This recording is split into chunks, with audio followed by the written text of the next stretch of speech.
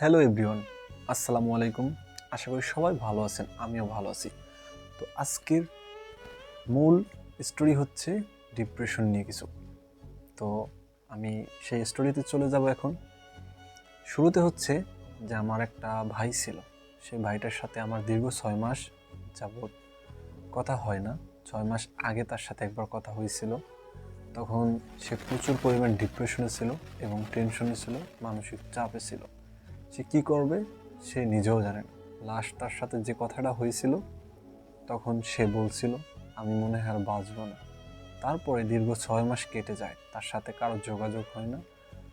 তো হঠাৎ করে একদিন সে আমাকে নক দেয়, নক দিয়ে বলে যে ভাই কেমন আছো। আমি বলছি ভাই আলহামদুলিল্লাহ ভালো আছি, আপনি কেমন আছেন। আমি বলতেছি হ্যাঁ ভালো আছি। তো তারপরে জিজ্ঞেস করলাম ভাই যে আপনি না 6 মাস আগে হারিয়ে গেছিলেন, তখন তো কিছু না বলে চলে গেলেন, তো আজকে হঠাৎ কোথা থেকে চলে আসলেন। তো বলল যে জীবন নিয়ে অনেক যুদ্ধ করছি। তো আমি বললাম যে ভাই কিভাবে যুদ্ধ করলেন, আমার কাছে কি শেয়ার করা যাবে। বললো অবশ্যই শেয়ার করা যাবে। তাহলে শুনি, বলেন ভাই। তো আমি আপনাদের সাথে শেয়ার করব, তার আগে কিছু কথা বলি।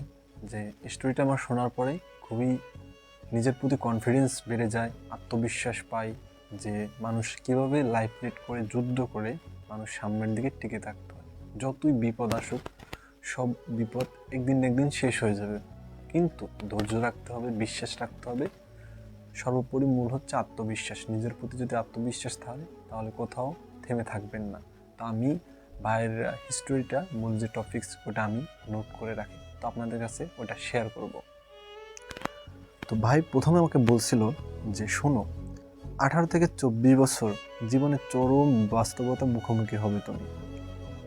মানে আমাদের যে বয়সটা, মানে এই যে 18 থেকে 24 বছর, এই বয়সটাই হচ্ছে যত যুদ্ধের সময়।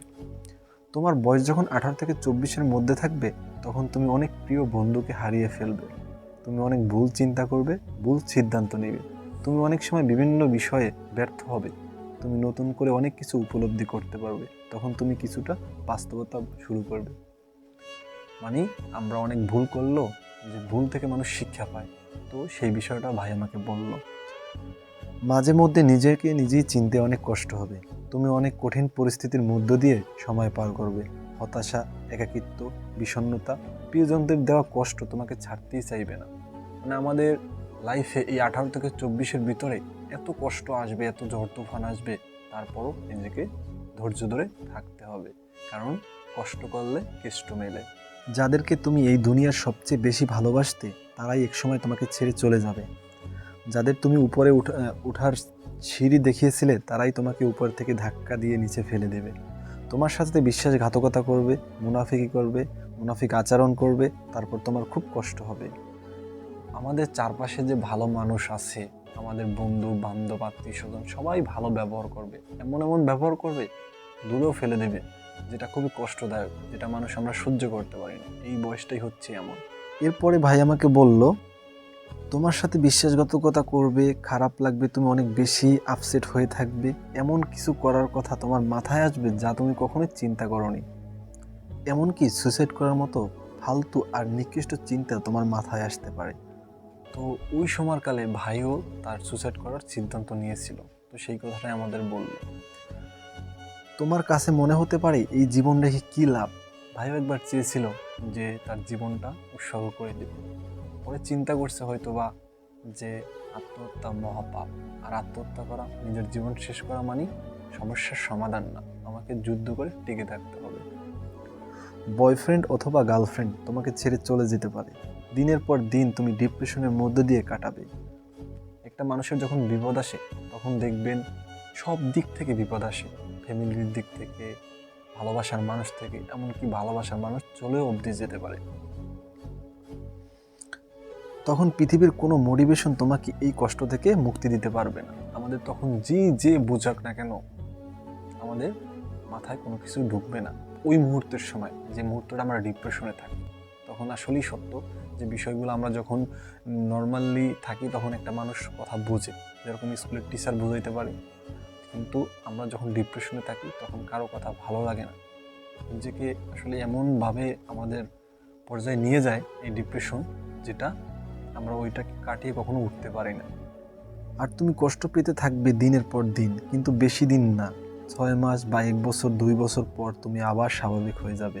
আবার তুমি স্বাভাবিক জীবনে ফিরে আসবে। যে মানুষগুলো তোমাকে এত যন্ত্রণা দিল, ওই মানুষগুলো আবার তোমার সাথে নাটক শুরু করবে। তখন তুমি ওদেরকে রিজেক্ট করবে এবং পিছনে ফিরে হাসবে ওদেরকে দেখে, কারণ এতদিনে তুমি বুঝতে পেরে গেছো। এরপরে কষ্ট করে যখন ভাই সাফল্য অর্জন করলো বা আমরা যখন সাফল্য অর্জন করি, তখন পিছনে যারা আমাদের দেখে হাসছে, কটু কথা বলছে, তখন তারাই আমাদের কাছে এমন নাটক করবে যে তারাই আপন ছিল, বিপদে পাশে ছিল। তখন তারা আমাদের কাছে এমন ভালো সাজার চেষ্টা করবে যা যে সে কখনোই আগে এরকম ছিল না, মানে খুব ভালোবাসতো, এইভাবে ব্যবহার করবে। তোমার হতাশ হলে চলবে না। সব কিছুর পর তুমি নিজেকে নতুন করে আবিষ্কার করবে, তারপর তুমি আরও শক্তিশালী হয়ে উঠবে। তুমি তোমার মতো করে সফলতা ছিনিয়ে নিয়ে আসবে। মনে রাখবে, সফলতাই হচ্ছে সর্বোত্তম প্রতিশোধ। তুমি ধৈর্য ধরবা এবং সামনের দিক আগানোর জন্য সর্বোচ্চ চেষ্টা করবা। মানসিক শান্তি না থাকবে, ডিপ্রেশন থাকবে, সব এভরিথিং থাকার পরেও তুমি নিজেকে ধৈর্য ধরবা এবং আত্মবিশ্বাস থাকতে হবে যে জীবনে তোমার একবার সাফল্য অর্জন হবে। জীবনটা তোমার, তাই করো দেওয়া দুঃখ, কষ্ট পেও, জীবনের গুরুত্ব সময় নষ্ট করো না, বরং আরও জেদি হয়ে উঠো সফলতার জন্য। জীবন তোমাকে একটু কষ্ট দিবে, কারণ না হলে তুমি পৃথিবীর আসল রূপ চিনতে পারবে না। মানে আমাদের জীবনে যদি কষ্ট না থাকতো লাইফে, তাহলে আমরা জীবনের আসল যে জিনিসটা ওইটাই বুঝতে পারতাম না। তো সর্বোপরি ভাই আমাকে এটাই বুঝালো যে জীবনে লাইফে যত কষ্ট আসবে এবং ভুল আসবে, ভুল থেকে মানুষ শিক্ষা পায়। এটাই জীবন, এটাই বাস্তবতা, আমাদের সবাইকে এটা মানতে হবে। তো ভাই আমাকে এটা বুঝাইতে চাইছে যে আমাদের লাইফে যতই কিছু হোক না কেন, যত বিপদ, যত ডিপ্রেশন, যত চিন্তা আসুক না কেন, সব নিজেকেই ফেস করতে হবে। নিজের মনোবল এবং আত্মবিশ্বাসকে শক্ত রাখতে হবে, যার মাধ্যমে আমরা সামনের দিকে এগিয়ে যেতে পারবো। আপনার যদি 6 মাস বিপদ থাকে, অবশ্যই 6 মাস পর ভালো কিছু রাখবে আল্লাহ। যদি কোনো বিপদ আসে, সেটাও আল্লাহর তরফ থেকে আসবে, এবং যদি ভালো কিছু আসে, সেটাও আল্লাহর তরফ থেকে আসবে। তাই মনোবল হারাবেন না, ধৈর্য ধরবেন। এটাই ছিল আমার সেই ভাইয়ের টপিকস। তো সবাই ভালো থাকবেন আর সুস্থ থাকবেন। খোদা হাফেজ। আসসালামু আলাইকুম।